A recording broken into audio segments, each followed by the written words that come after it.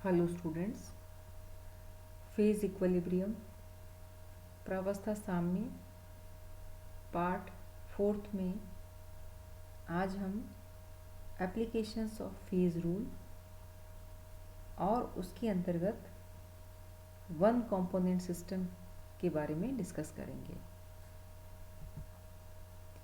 Phase rule in one component system. One component system के लिए number of degree of freedom वो related होते हैं नंबर ऑफ फेजेस के साथ।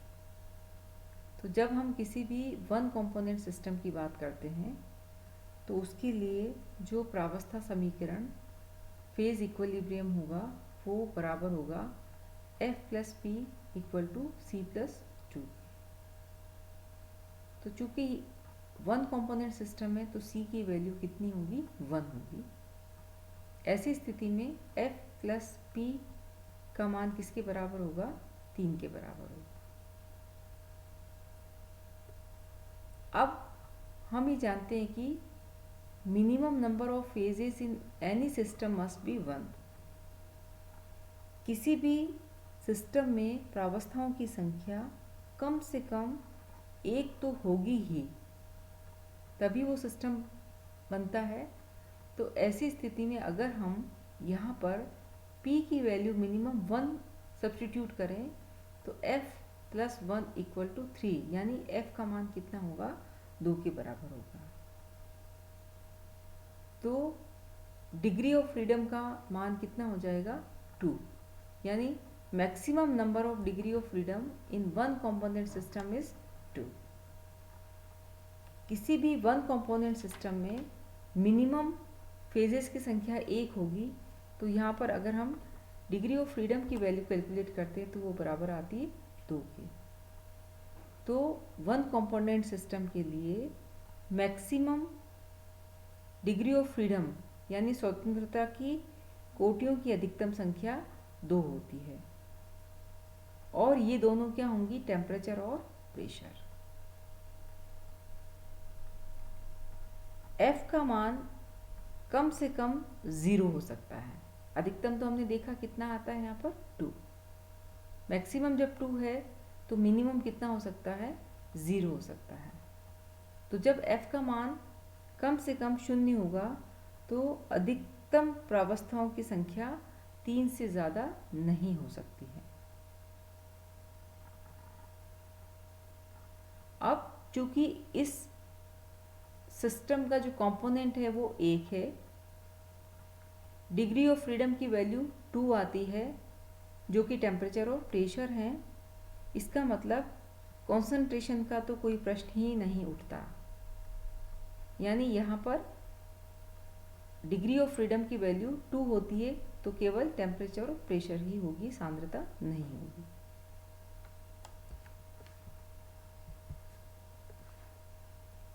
अब इस टेबल में हम देखेंगे कि किस प्रकार से कोई सिस्टम है, उसकी नंबर ऑफ फेजेस और डिग्री ऑफ फ्रीडम कितने कितने हो सकते हैं। जैसे हम पहले सिस्टम की बात करें, कोई भी सिस्टम या तो गैस से बना है या लिक्विड है या फिर सॉलिड है, तो नंबर ऑफ फेजेस की संख्या 1 होगी। तो जब P की वैल्यू 1 होती है तो F की वैल्यू 2 आएगी। डिग्री ऑफ फ्रीडम 2, तो सिस्टम इज बाइवेरिएंट। इसी प्रकार से यदि हम ऐसे सिस्टम की बात करें जिसमें कि 2 फेजेस हैं, जैसे गैस लिक्विड है या लिक्विड सॉलिड है या फिर गैस सॉलिड है, तो इन सभी सिस्टम में हम देख रहे हैं कि फेजेस की संख्या कितनी है, 2 है। Number of phases is 2। तो डिग्री ऑफ फ्रीडम की वैल्यू कितनी हो जाएगी, 1। तो सिस्टम इज यूनिवेरिएंट। इसी प्रकार यदि हम बात करें ऐसे सिस्टम की जिसमें 3 फेजेस हैं, गैस, लिक्विड और सॉलिड, तो जब फेजेस की संख्या 3 होती है तो डिग्री ऑफ फ्रीडम की वैल्यू 0 के बराबर होगी। तो सिस्टम इज इनवेरिएंट।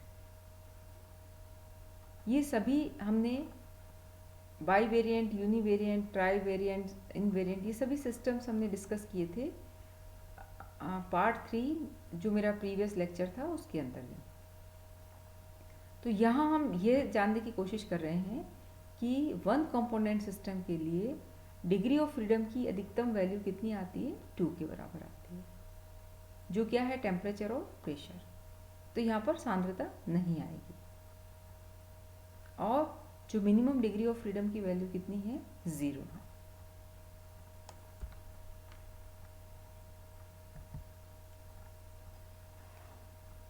अब हम बात करेंगे फेज डायग्राम के बारे में। तो देखिए ये यहाँ पर आपको एक फेज डायग्राम की आउटलाइन दिखाई गई है। फेज डायग्राम क्या है कि किसी भी बंद पात्र में प्रत्येक टेम्परेचर परिवर्तन पर जो रिजल्टेंट प्रेशर है उसको नोट किया जाता है और प्रेशर और टेम्परेचर के बीच में एक आरेख या ग्राफ खींच करके बनाया जाता है, जिसे हम फेज डायग्राम कहते हैं। इन डायग्राम्स को हम पीटी डायग्राम्स भी कहते हैं। पी मीन्स प्रेशर और टेम्परेचर। क्योंकि प्रेशर और टेम्परेचर के बीच में ये ग्राफ खींच करके बनाया गया है, इसीलिए इसको हम पीटी डायग्राम भी कहते हैं। इस डायग्राम में आप देखेंगे कि 3 एरियाज आपको नज़र आ रहे हैं। देखिए ये वाइट एरिया है, ये ब्लू एरिया और दिस इज ग्रीन एरिया। तो ये वैसे सॉलिड को रिप्रेजेंट करता है, देन ये लिक्विड को और ये गैस को। इसी प्रकार से लाइंस आप देख रहे हैं, ये लाइन से देखिए ये लाइन है, देन दिस लाइन और ये थर्ड हम देखते हैं कि ये ट्रिपल पॉइंट यहाँ पर दिखाया गया है। तो किसी भी फेज डायग्राम को हम एरिया से, लाइन से और ट्रिपल पॉइंट से रिप्रेजेंट करते हैं। अब यहाँ पर देखेंगे हम सबसे पहले एरिया को। इन डायग्राम में जितने भी एरियाज हैं उसमें डिग्री ऑफ फ्रीडम की वैल्यू होती है 2 के बराबर। यानी एरिया के किसी भी बिंदु को, पॉइंट को परिभाषित करने के लिए टेम्परेचर और प्रेशर दोनों को स्थिर करना पड़ता है। All the areas under these diagrams have 2 degree of freedom। 2 degree of freedom का मतलब हमने देखा था वन कंपोनेंट के लिए, वो क्या है, टेम्परेचर और pressure. Because in order to define any point in this area temperature and pressure both must be kept constant. Area के किसी भी पॉइंट को डिफाइन करने के लिए टेम्परेचर और प्रेशर को कांस्टेंट करना पड़ता है। इसीलिए डिग्री ऑफ फ्रीडम की वैल्यू कितनी होगी एरिया में, 2 के बराबर। सेकेंड हम बात करेंगे लाइंस की। रेखाओं पर किसी भी बिंदु को परिभाषित करने के लिए एक फैक्टर, चाहे वो प्रेशर हो चाहे वो टेम्परेचर हो, उसको कांस्टेंट करना पड़ता है। दूसरा फैक्टर अपने आप ही स्थिर हो जाता है। हम इन लाइंस की बात करें तो लाइंस पर डिग्री ऑफ फ्रीडम की वैल्यू कितनी होगी, 1 होगी। तो to define any point on these lines, any one of the factor, either temperature or pressure, is kept constant, the other factor will automatically become constant। तो इस प्रकार से हमने लाइंस के बारे में देखा कि डिग्री ऑफ फ्रीडम की वैल्यू 1 होगी।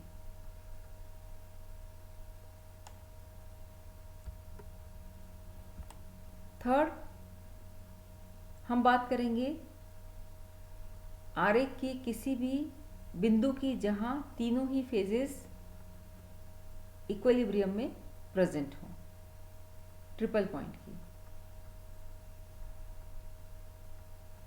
ट्रिपल पॉइंट पर डिग्री ऑफ फ्रीडम की वैल्यू 0 होती है। The degree of freedom of any point in this diagram must be 0 where all the 3 phases coexist. तो इस प्रकार से किसी भी फेज डायग्राम में हम एरिया की बात करते हैं, वन कंपोनेंट के लिए डिग्री ऑफ फ्रीडम की वैल्यू 2 होगी। लाइंस की बात करेंगे जहाँ भी वन कंपोनेंट सिस्टम के लिए डिग्री ऑफ फ्रीडम की वैल्यू 1 होगी, और एक कोई भी वह पॉइंट होगा जिस पर कि तीनों ही फेजेस इक्विलिब्रियम में हैं, जैसे हम ट्रिपल पॉइंट की बात करें तो वहाँ पर डिग्री ऑफ फ्रीडम की वैल्यू 0 होगी। तो स्टूडेंट्स, इस प्रकार से हमने वन कंपोनेंट सिस्टम के लिए जो फेज डायग्राम है वो हमने देखा, और फेज डायग्राम को हम किस प्रकार से रिप्रेजेंट करते हैं उसके बारे में डिस्कस किया। आगे हम वाटर सिस्टम के लिए जो फेज डायग्राम है वो हम डिस्कस करेंगे।